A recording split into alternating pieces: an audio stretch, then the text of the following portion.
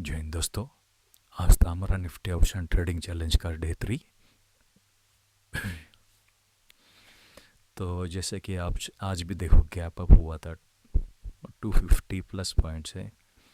तो हमने लगभग 1 घंटे का वेट किया। उसके बाद प्राइस एक्शन तो कुछ खास बना नहीं था। मतलब मार्केट ने पहली कैंडल इतनी बड़ी बना दी थी, लगभग 150 पॉइंट के लगभग बना दी। तो अगर हम इसका लो टूटने के बाद भी अगर नीचे लेते, पुट का एक ट्रेड लेते, तब एसएल कहाँ डालेंगे।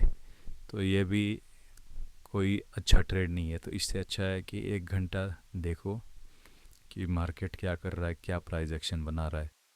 तो फर्स्ट हमने आज लगभग 3 ट्रेड ले लिए। तो आपको मैं उसका एक्सप्लेनेशन देता हूँ कि कैसे, किस तरह से मैंने सोच के लिया था, क्या गलती हुई मेरे से। तो फर्स्ट ट्रेड लिया था जो यहाँ पे लिया था लगभग 10:35 पर। तो यहाँ पे ट्रेड लेने के बाद यहाँ पे सेल हिट हो गया मेरा एक। तो ये लगभग 1400, 1200, 1300 ऐसे कुछ हुआ था फर्स्ट ट्रेड में। ये 1478 का लॉस हुआ था।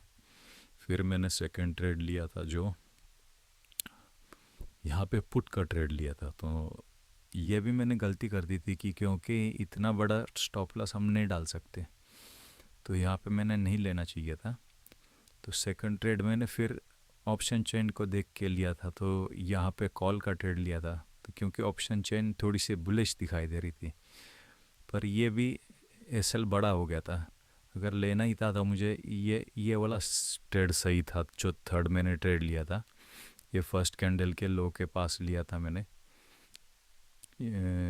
और ये 24,300 का सी लिया था। थोड़ा ओटीएम था ये, पर मैंने नेक्स्ट एक्सपायरी में लिया था।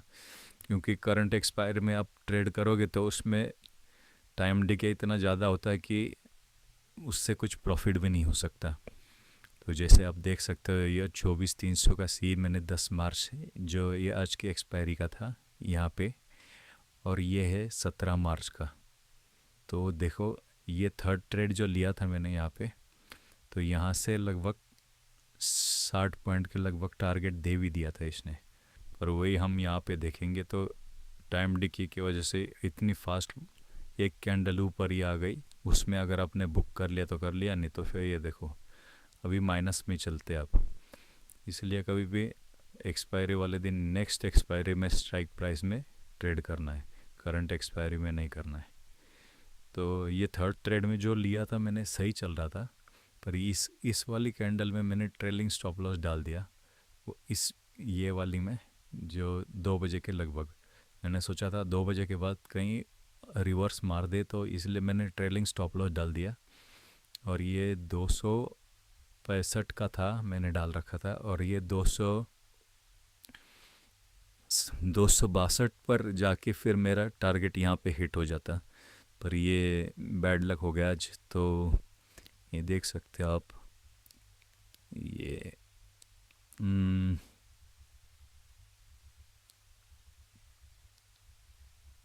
ऑर्डर में देखो, ये जो हिट हुआ है ये 268 और 263 का प्राइस में हिट हुआ है।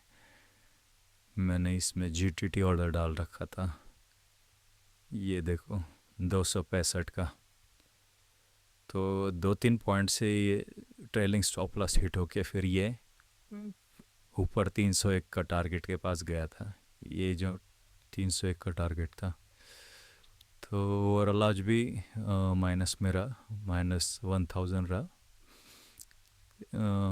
ठीक है, देखते हैं अभी नेक्स्ट अगले दिन क्या होता है। पर मार्केट ये थोड़ा ट्रेंड नेगेटिव है वॉर की वजह से, और मार्केट गैप अप ओपन हुआ है, तो इसमें कुछ कर नहीं सकते। ये ऑप्शन चेन की वजह से थोड़ा बहुत एक्सपायरी वाले दिन ऑप्शन चेन देख के थोड़ा ट्रेड करना चाहिए, क्योंकि ऑप्शन चेन से पता लग जाता है कि मार्केट पॉजिटिव है या नेगेटिव है।